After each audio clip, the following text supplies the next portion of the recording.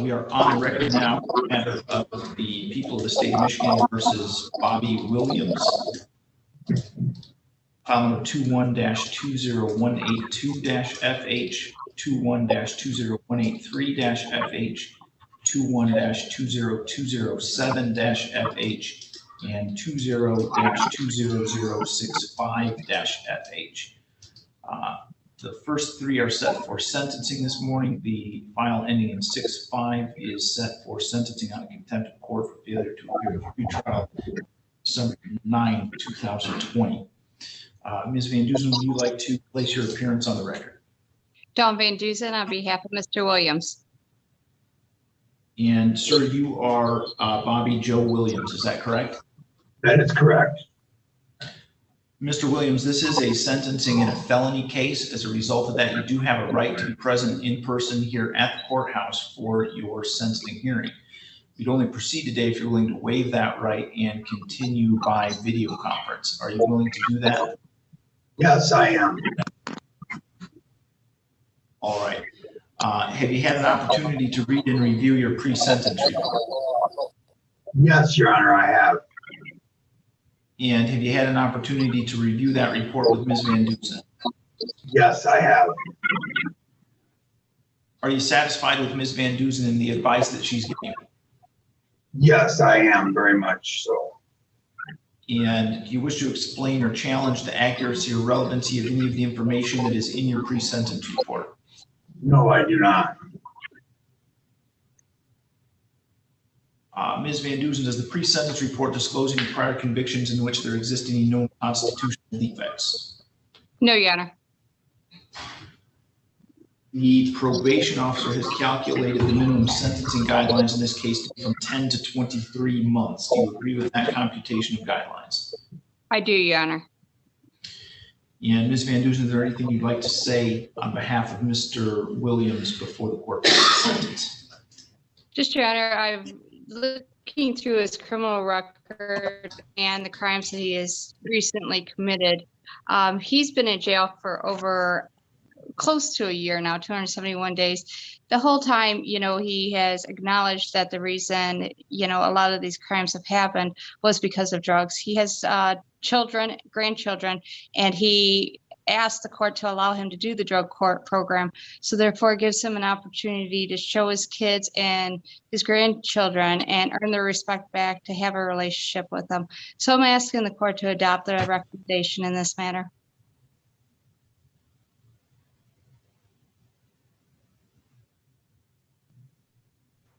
Thank you. Mr. Williams, is there anything that you'd like to say on your own behalf?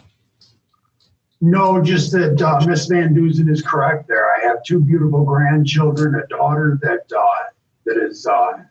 has a bachelor's degree in criminal justice, and she is not enabling me in any way anymore, and I need to get her respect back so I don't have to watch my grandkids grow up in pictures as I did her.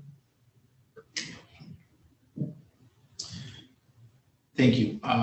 In determining the appropriate sentence in this case, the court has considered the seriousness of your offenses, your history, the principle of proportionality, the statutory penalty, the cost of confinement, sentencing guidelines, the report and recommendation of the probation department, as well as what's been said on the record here this morning.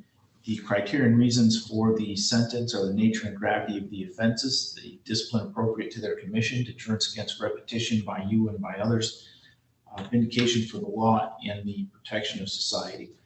Have had a chance to review the pre-sentence investigation report and would note that Mr. Williams' compass scores indicate highly probable in most of the categories. He does have a criminal history that appears to be primarily related to substance abuse issues. And so I do think that the drug court program is the best thing, not only for Mr. Williams, but also when I think about the protection of society, the best thing for everybody is that Mr. Williams beat his substance abuse problem. So I do think the recommendation for drug court is appropriate, and I will follow that. So it will be the sentence of the court that you serve a period of probation for 3 years, subject to the following conditions: that you must not use or possess alcoholic beverages or other intoxicants. You must not enter bars or other places where the primary purpose is to serve alcoholic beverages for drinking on site, unless the field agent has first given you written permission for your employment at a specific location. You must comply with the requirements of drug and alcohol testing as directed by the field agent. You must not attempt to submit any fraudulent or adulterated samples for testing. You must not hinder, obstruct, tamper, or otherwise interfere with the testing procedures. You must present proper identification at the time of testing. You must not use or possess any controlled substances or drug paraphernalia unless prescribed to you by a licensed physician, or be with anyone that you know to possess those items. You must use prescription drugs only as prescribed to you by a licensed physician. You must complete a substance abuse assessment when you're referred by the field agent. You must take medication as prescribed by your licensed physician. You must not use any object as a weapon. You must not own, use, or have under your control or area of control any type or imitation of a weapon. You must not be in the company of anyone that you know to possess those items. You must allow the field agent into your residence at any time for probation supervision. You must submit to a search of your person and property, including but not limited to your vehicle, residence, and computer, without need of a warrant. The field agent has reasonable cause to believe you have items which violate the terms of your probation. You must report any arrest or police contact, loss of employment, or change of residence to the field agent within 24 hours, weekends and holidays accepted. You must make genuine efforts to find and maintain a legitimate employment of a minimum of 30 hours per week unless you're engaged in an alternative program approved by your field agent. You must provide ongoing verification of employment or alternative program to the field agent. You shall not give reason to be terminated or voluntarily terminate your employment or alternative program unless you first obtain written permission from your field agent.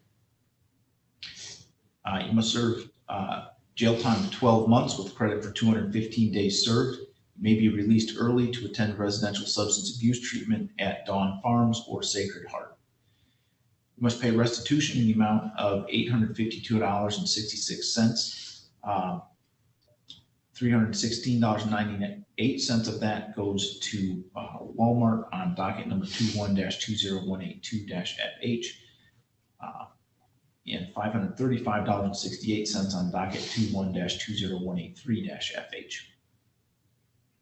You must execute a wage assignment to pay the restitution if you are employed and miss 2 regularly scheduled payments.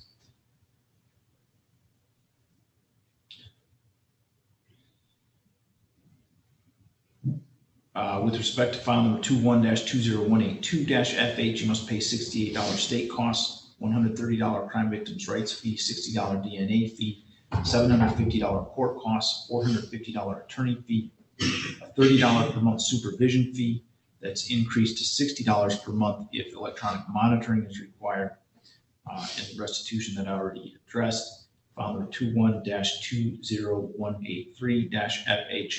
Must pay $68 state costs, $130 crime victims' rights fee, and $535.68 restitution that I already addressed. And file number 21-2007-FH must pay $136 state costs and $130 crime victims' rights fee. With respect to file number 20-20065-FH, that's the contempt of court.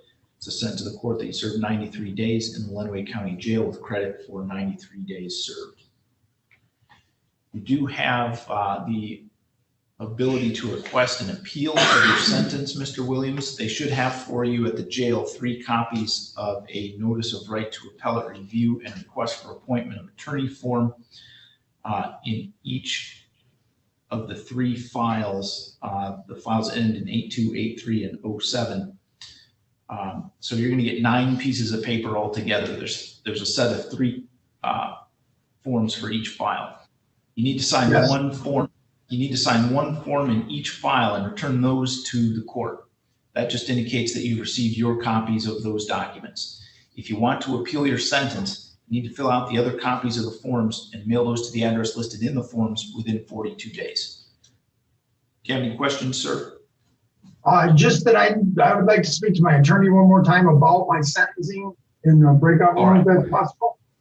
All right, and I apologize. I think I missed the last condition, which was the drug treatment court. So you must also attend and complete the adult drug treatment court, following all of its rules and recommendations. Okay, thank you, Your Honor.